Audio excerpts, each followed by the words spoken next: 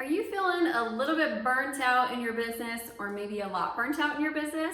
I am going to teach you today how to pull out of entrepreneur stress burnout so you can get back to feeling excited and positive and productive in your business.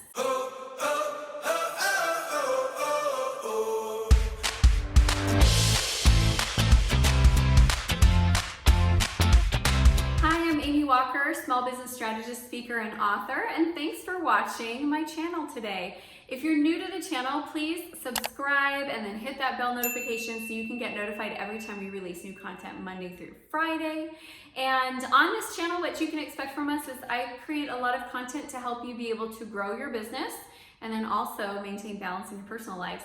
And this is video number 3 in our 3-part series on entrepreneur stress burnout. So video number 1, we talked about the symptoms of burnout. Video number 2, we talked about how to avoid burnout. And now we're talking about what do you do when you're in burnout? Like, you've got the symptoms, you're exhausted, you're irritable, you're lacking in passion and purpose, you are struggling with focus, you are all those things that we talked about. Now I can't remember all of them. But if you're in that space, how do you get yourself back out and back to where you're on top of your game?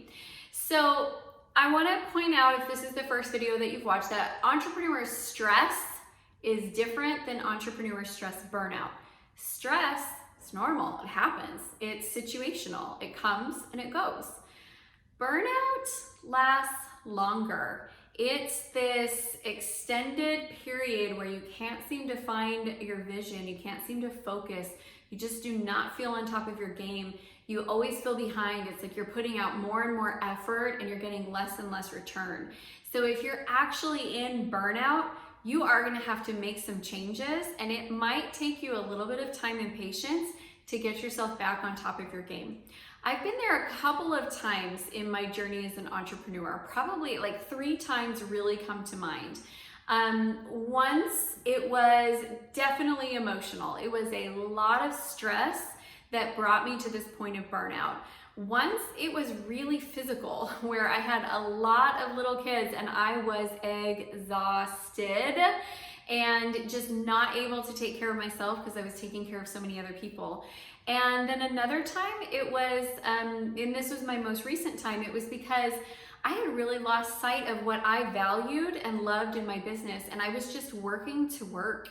Like, I had just lost sight of what my vision of success was, and I was kind of chasing other people's visions of what success was and other people's definitions and doing things that I didn't really love and they didn't really fulfill me, and I got really burnt out. Now, in all of those, I had been working really hard for a long time and not honoring my boundaries.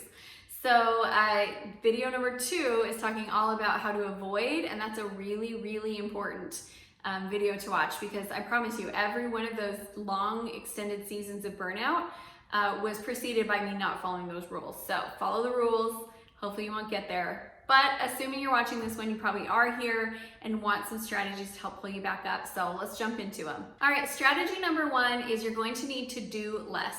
And this means you are going to be delegating, you are going to be deleting, and you are going to be rescheduling.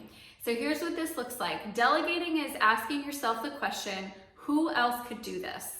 Like, everything that you have on your plate, who else could do this? And start writing other people's names by it. Maybe it's team members, maybe it's family members, maybe it's you could hire a virtual assistant, they could do it for you, but you are absolutely going to need to get some things off your plate. Delegating is going to be key. Deleting means you go through and you look at what is not producing return on investment. So in your personal relationships, there are things that you do that are not income producing. Like, you're putting time out there and energy out there and nothing's coming back for you. Stop doing those things. If it's not feeding you and it's not feeding the other people, it's not making the relationship better, let go of it and find something else that will serve better. In your business, it could be things like, I stopped blogging this year because it was literally doing nothing for me other than the fact that I liked the blog and a few people liked the blog, but we were getting way more visibility on our YouTube channel. So I stopped blogging because it was not producing a return that matched the amount of time and effort that it took. So go through and look at what can I delete out of my life, out of my business in order to do less successfully. The other thing is reschedule. So I have some pretty big ideas and some pretty big goals that they're on the back burner right now because it's not the right time for them. And I was pursuing them, and then I realized like, ooh, this is throwing off the balance. You know what? This is a great idea for 6 months from now. Or this is a great idea for 1 month from now, or 2 years from now, or a great idea for somebody else. You don't have to do all the things right now. So delegate, delete, reschedule, do less. Second thing you're gonna need to do is recommit to those healthy boundaries that we talked about in video number 2 that maybe fell by the wayside, but recommit to those healthy boundaries. What is your amount of sleep that you're gonna get? When are you starting work? When are you stopping work? And I know it's hard because I've been there. Even just in the last couple of weeks, there's been so many projects going on that I felt that pull. What if I just worked until 7 instead of 5, I could have everything done. Right? Don't do it. Don't do it. You need to honor those healthy boundaries that you set and maintain them, because otherwise what will happen is you will fall right back in or not even be able to pull yourself out. Third one is really important. This is spending time each day in visualization.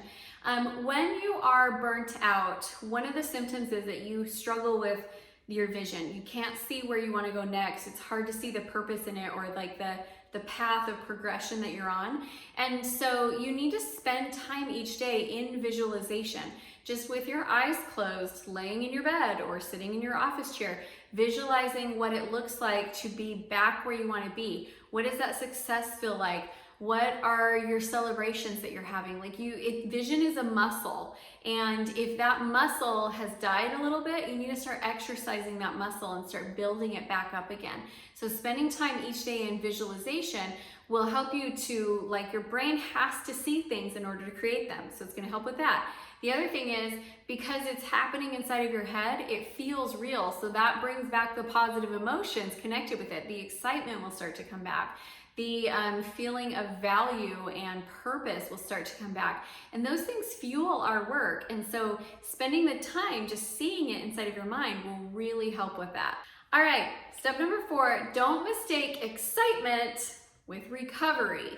So any of us can get excited. We can close a big deal. We can get invited to go speak on a cool stage. We can receive a grant, and something can happen that is going to cause excitement.